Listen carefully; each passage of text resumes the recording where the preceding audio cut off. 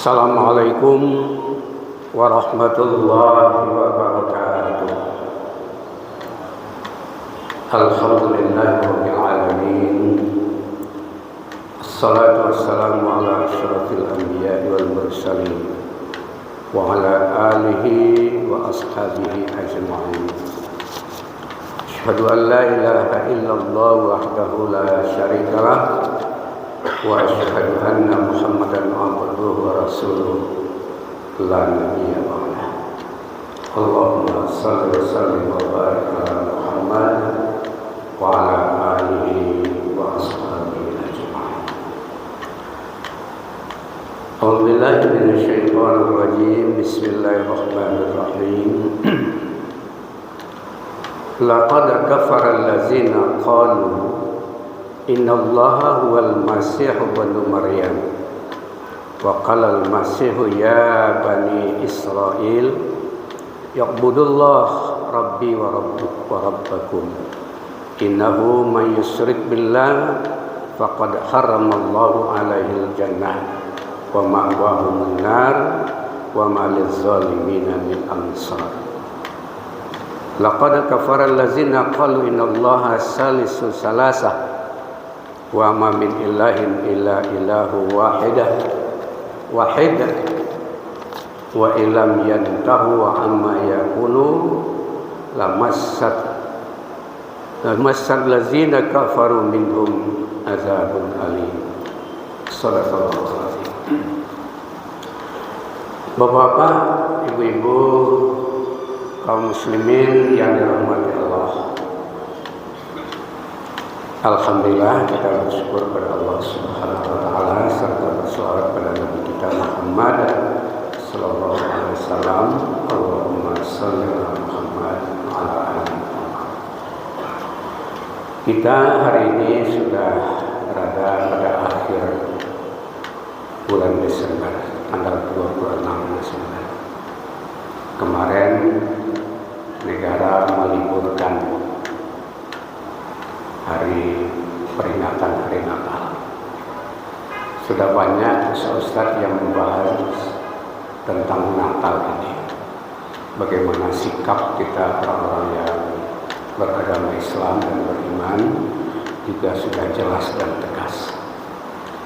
Namun barangkali hadirin yang kami muliakan, menarik komentar dari seorang yang dulunya dia adalah pendeta Kristen, ya, keluar melalui Facebook.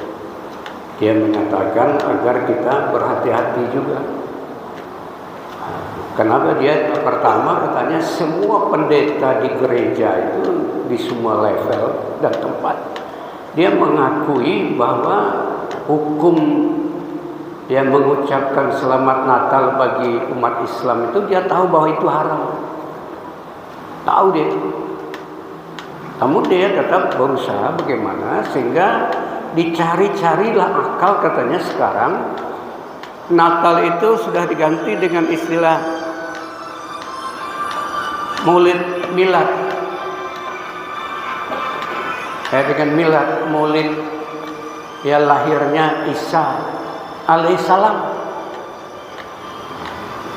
Itu katanya ini adalah cara-cara dia supaya umat Islam itu mengakui. Dan kita memang mengakui Isa alaihissalam itu adalah nabi, hamba Allah dan rasul Allah. Nah, tapi dia memberikan gambaran kepada anak-anak kita agar kita terpengaruh juga senantiasa ketika setiap Natal kita harus mengucapkan selamat Natal. Kalau soal menghormati itu kita sudah tegas. Siapa saja, apa saja agamanya itu tegas kita menghormati. Tapi kita tidak ikut-ikutan mengucapkan selamat Natal. Dulu Buya Hamka juga sudah tegas katakan. Malah beliau bersedia berhenti jadi ketua majelis ulama daripada mengucapkan selamat Natal itu. Kenapa? Apalagi kita ikut di dalam perayaannya, makan kue itu, minuman-minuman air yang disediakan itu, kata Buya Hamka, itu ritualnya, itu ibadahnya. Jadi kalau kita ikut ya kita terjebak di dalam perbuatan syirik. Nah, syirik itu adalah dosa besar. Menarik juga bapak-bapak, ibu-ibu hadirin yang kami muliakan. Ada seorang mubalik di Facebook juga ini kita baca. Dia menyatakan, kenapa kok setiap bulan Desember ini musibah yang amat dahsyat terjadi di berbagai belahan bumi ini. Termasuk 2004 yang lalu Aceh. Bulan Desember tanggal 26 kalau tidak salah. 2004 yang lalu. Dan dia punya catatan, seperti di daerah timur Indonesia dulu terjadi bulan Desember juga. Dan di berbagai belahan bumi ini ternyata juga katanya pada bulan Desember dan tanggal yang sama, tanggal 26. Ada apa? Karena memang kata beliau itu mengatakan karena bulan Desember, akhir Desember inilah dosa yang amat besar dilakukan oleh manusia, yaitu perbuatan syirik. Wa idh qala Luqmanu li banihi wa huwa ya'izuhu ya bunayya la tusyrik billah innasyirka la zulmun 'adzim. Nah, ingatlah ketika Luqman berkata pada anaknya, dia menasihati, mengajar anaknya, janganlah kalian mempersekutukan Allah. Karena ya syirik itu adalah dosa. La zulmun 'adzim. Sungguh ya dosa yang amat besar. Jadi hadirin yang kami muliakan, kita hubungkan cerita seorang pendeta wanita tadi yang kita. Jadi mereka mencari-cari ya agar umat Islam ini terjebak mengakui dan ucapan selamat namanya diganti milad atau maulid Nabi Isa alaihissalam. Nah, jadi bapak-bapak, ibu-ibu yang kami muliakan, kita tentu harus mewaspadai. Nah, Isa itu bukan anak Tuhan, kan begitu. Tadi kita baca dalam surah Al-Maidah ayat 72-73, sungguh kafirlah orang-orang yang berkata bahwa Allah itu ialah ya Isa Al-Masih anak Maryam. Allah itu katanya dikatakan Isa. Nah, dan berkata Isa Al-Masih, wahai Bani Israel, sembahlah Tuhan yang Allah, Dia adalah Tuhanku dan Tuhan kamu. Ya, siapa yang memperserikatkan Allah, maka haramlah baginya mendapatkan surga. Tempatnya adalah neraka. Ya, wa maliz zalimina min ansar. Tidak ada orang yang bisa menolong orang-orang yang zalim. Tidak ada menolong. Nah, kemudian kata Allah juga, ya, sungguh kafirlah orang-orang yang berkata sesungguhnya Allah itu salah satu dari yang tiga. Ya, mereka punya keyakinan ya Allah itu Allah Bapa, ya kan, Ruhul Kudus dan Tuhan Anak. Ya, dia dulu pernah saya dialog dengan salah seorang guru mereka dulu ketika saya tahun 70-an mengajar di SMP Murni. Saya dialog dengan guru itu. Bagaimana maksudnya tiga unsur itu?